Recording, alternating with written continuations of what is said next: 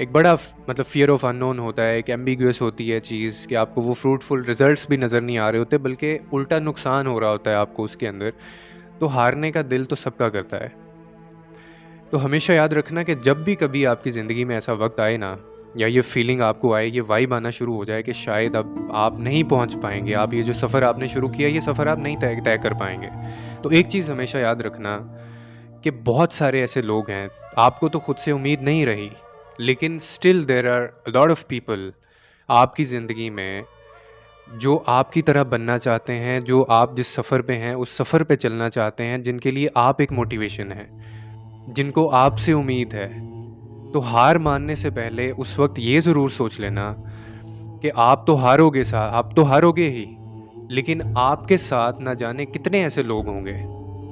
जिनको आप हराएँगे, जो जो उम्मीद जिनकी ख़त्म होगी, क्योंकि उनकी उम्मीदें आपसे जुड़ी होती हैं।